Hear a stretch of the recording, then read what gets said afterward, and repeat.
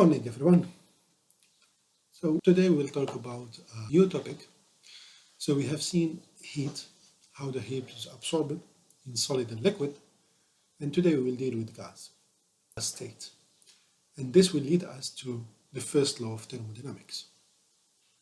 So let's imagine we have a gas inside this cylindrical reservoir and there is a piston, and you can pull and push the piston, so compress and expand the gas.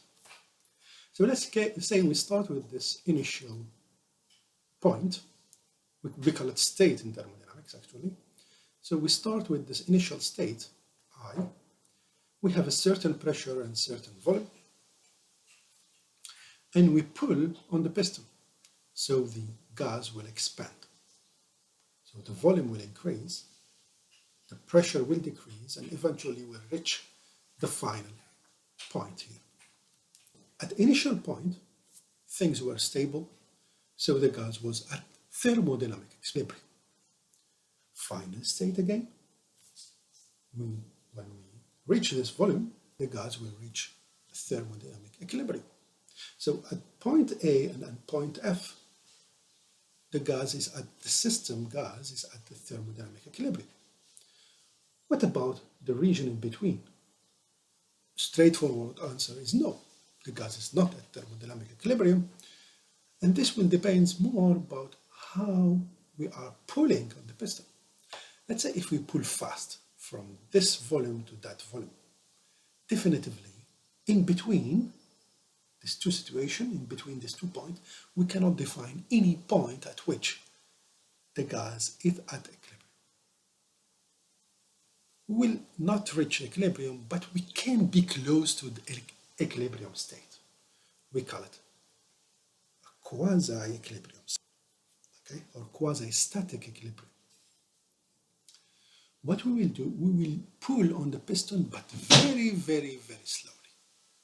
When we pull on the piston very slowly, we will move in the diagram from point A to the point just next to it. Just next to it. And since we are moving slowly, we can assume at this point we are not exactly at thermal equilibrium, but we are close to that. And we pull again slowly, slowly, slowly, so we can define several points at which the system is very close to equilibrium state. We go very slowly, we can describe a continuous path, and this path we call it a thermal process.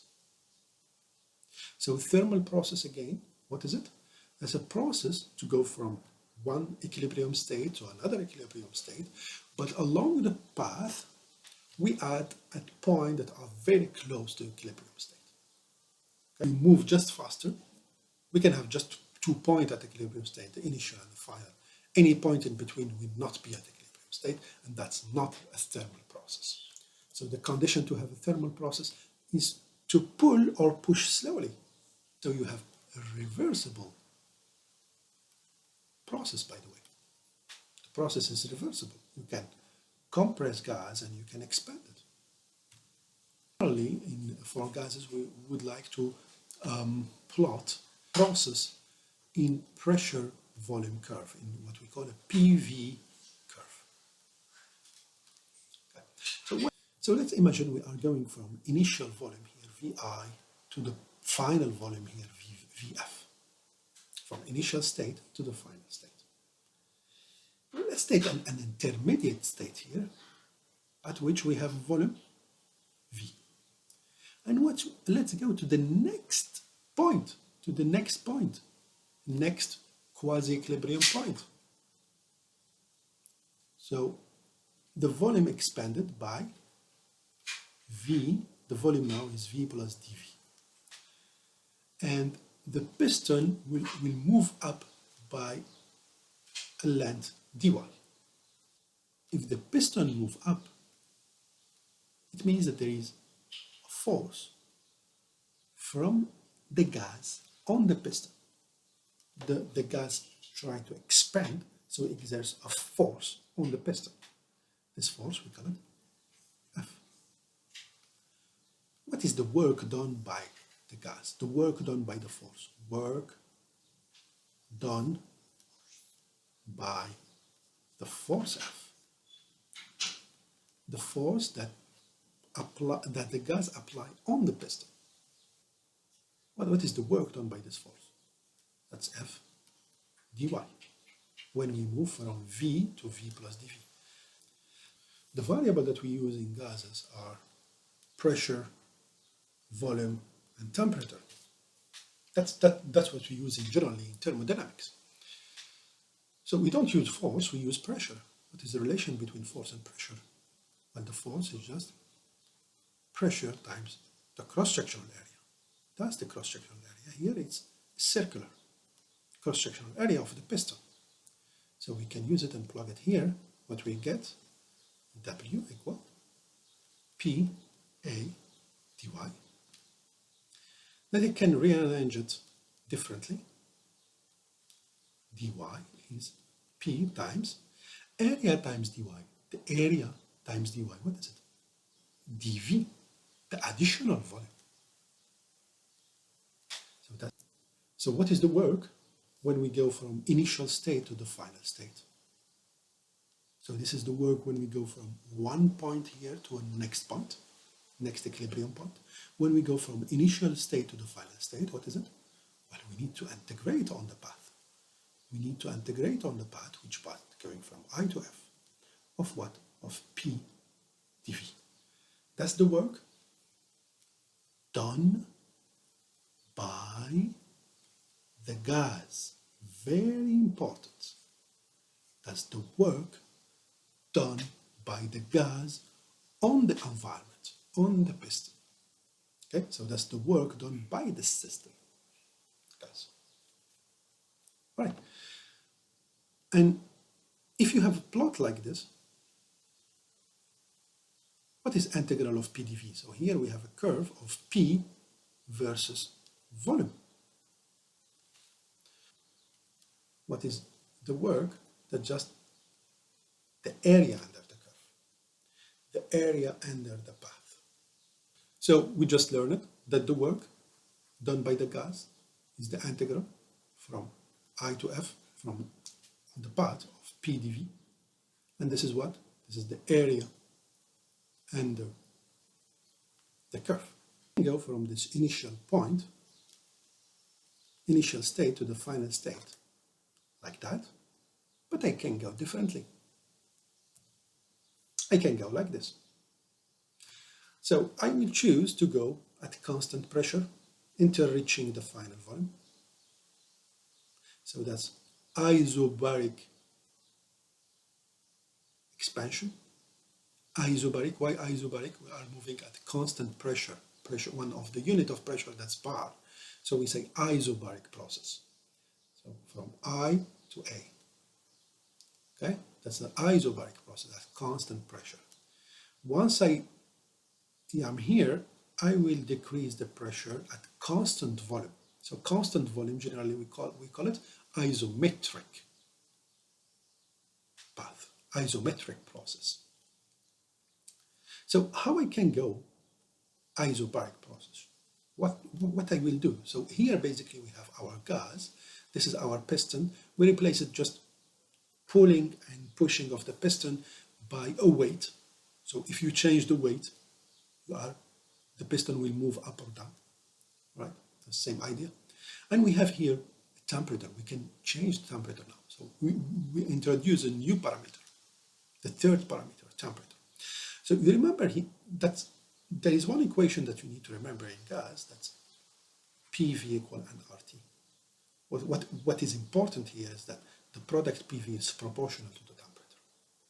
So how I can go at constant pressure and increase the volume? What do you think? So constant pressure, what it means? You maintain the same weight. You don't change the weight, because the pressure here, what is it? That's the weight of this lead shot. So if you maintain the weight, you have a constant pressure. And you allow the piston to move up and down. But how the gas will expand, how the volume will increase? So constant pressure, volume increase. How I can do that? By increasing temperature. When you raise the temperature, the gas will expand, right? So the volume will increase. You reach this point. So here you are heating. Okay, you are heating the system. The gas will absorb heat. Is that right? Good. In this process now, constant volume, how we can achieve that? Well, you lock the piston. You lock the piston here. You lock it. Okay, you don't allow the piston to move, but you can change the mass. Volume is constant. Pressure is changing. How I can do that? I can decrease temperature. Decrease temperature, so it allows me to decrease the pressure. So here I will release heat. What is the work done by the system in this process? That's area under the curve. So basically, if you think about it a little bit, let's see this formula. Let's apply this formula for something useful. If we go from I to A, what is the work? If we go from I to A at constant pressure, what is the work? The pressure is constant. We go out from the integral. What is the work? P times delta V. The pressure, whatever pressure we have here, times the difference in volume. That's the work. And it's positive because we are increasing the volume here. Let's take the second process from I to F, from A to F. That's at constant volume. When the volume is constant, dV, what is dV? Zero. There is no change in volume. So the work is zero here. In this process, the work is zero. In this process, the work is P delta V, and it's positive. And that's the area under the curve. So we go from the same initial point to the final initial point, but what we have, here we have work, and here we have another work. This work is much greater than this one. The area is much greater, so we are doing more work here than in this process. So two processes with the same initial point, final point, but we have different work. We can go from I to F also differently. I can go isometric process. So at constant volume, I decrease temperature, so I am decreasing pressure. And here I will do heating. I will heat at constant pressure, isobaric heating. So the volume of the gas will expand. But in this process, the work is much less. So the work is changing. The work, it depends on the path that you choose. Same initial state, same final state at equilibrium. But depending on the path that you choose, you have different work. The gas is doing different work. We can even increase a lot the work or decreasing it much than this. How we can do? We can go from the initial point and we go up through this path, green path, to the final point. What is the work done? That's the area under the curve. That's a very huge area, even greater than this situation. We can go even lower than that. We decrease a lot the pressure. We increase the volume until the final volume, and we raise the pressure to the final pressure. What is the work done? This is this tiny area here. So we can change the work like we want by changing the path. Something else that needs to be noticed. When we go from I to F, here we have an expansion of gas. The volume is increasing, so the work is positive. You can know this from the formula. Work equal integral of Pdv. You are increasing the volume. You are increasing the volume here. Vf is greater than Vi, so definitively the work is positive. But we say that this process, it can be reversible. I can go from the final point to the initial point. That's another process. I can go back. When I go back, well, I am decreasing the volume, so my work is negative. So the magnitude of the work, that's still the area under the curve, but it has a negative value because you are going in a negative volume, in negative x-axis. We can do more. we can do a cyclic process. Combine these two processes. I go from I to F, and after I come back, I do a reversible process here. So this is called cyclic process. What is the work done during a cycle? That's the area inside here. Is it positive? Is it negative? Well, it depends on the higher part. If the higher part is like that, if the higher part is going into increasing volume, that's a positive work. Let's imagine another cyclic process. Let me go like this and come back. I go like this and come back. The work is the area is the area enclosed. Is this work positive or negative? Here we have a negative work. Why is that? Because the upper curve going in decreasing volume.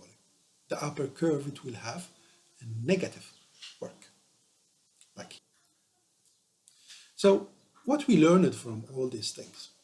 We learned that the work and obviously the heat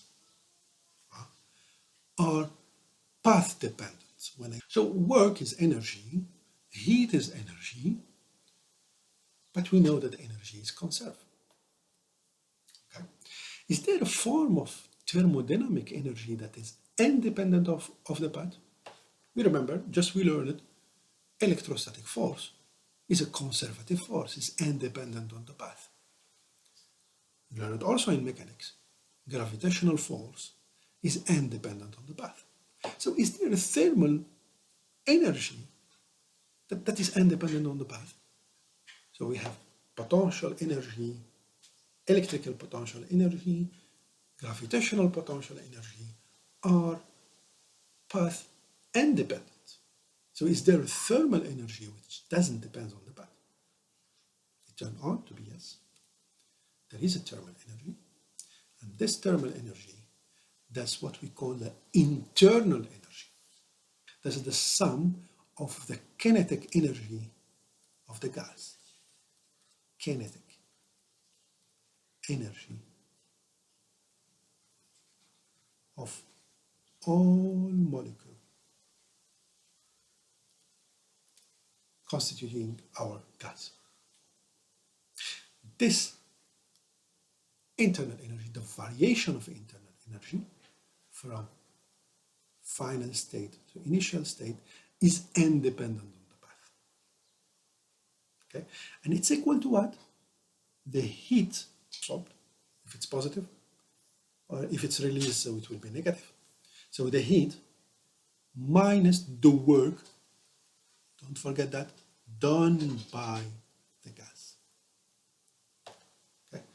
If you take this difference, the work and heat, they are path dependent. If you take the difference between them, it will be path independent.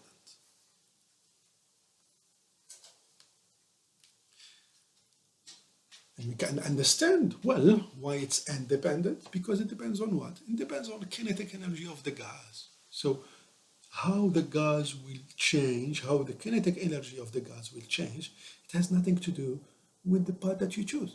It has to do with the initial point and the final point. Because this form of energy, it depends on the system and not the design of your path. This is what we call the first law of thermodynamics. Let's do some checkpoint. And you will see the checkpoint are very easy, very straightforward. We will be using just this concept of internal energy. So let's take this figure. In the figure here, we have four paths. So we go from the same initial point to the final point using different paths. Rank the path according to the change of internal energy of the gas, the work done by the gas, and the magnitude of energy transferred as heat between the gas and its environment. Greatest first. So I want us to start with delta internal energy. Well, we just say that delta internal energy doesn't have to do with the path, it has to do with the initial point and the final point. So what we have all time. They are all equal. Second point, the work. And we said that the work is the area under the curve. Which curve? P versus V. And we see from the graph that all work are positive. We are increasing the volume, so all work are positive. Well, we rank just the area under the curve. How we can rank this? 4 greater than 3, greater than 2, greater than 1. What about C now? As to classify the heat transferred, we can, from the first law of thermodynamics, what we can say, heat is equal to what? Delta internal energy plus work.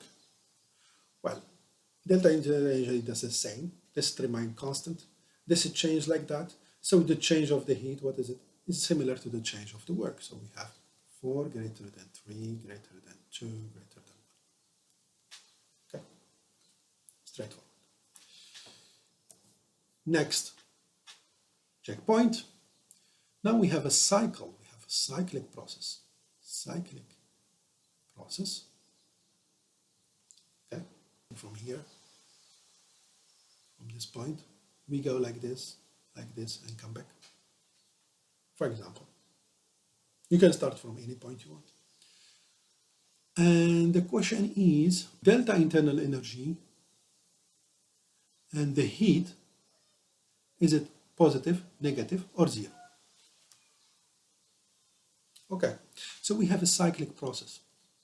We said that delta internal energy depends on the final state and on the initial state. What is the final state? Is this point. What is the initial state? Is this point. So what is delta internal energy of a cycle? Of any cycle, by the way, not just this one. Of a cyclic process, what is it? 0. What about the heat? Well, heat, we don't have a formula for gases. We didn't learn it here so far. But we can use first law of thermodynamics, just as we did before. There's delta internal energy plus work. But since we have cyclic process, this is 0. So what is the heat? The heat is equal to the work. Okay. So what about the what? What we can say about the work? The work is this area here. All right. What is that? Is it negative or positive? You see the upper curve. The upper curve is going in the upper curve is going like that. The upper curve is in negative V. So what about the work? The work is negative. And what about the heat? The heat is equal to the work, so the heat is negative also. So that's the answer of this checkpoint. Thank you for watching. See you in my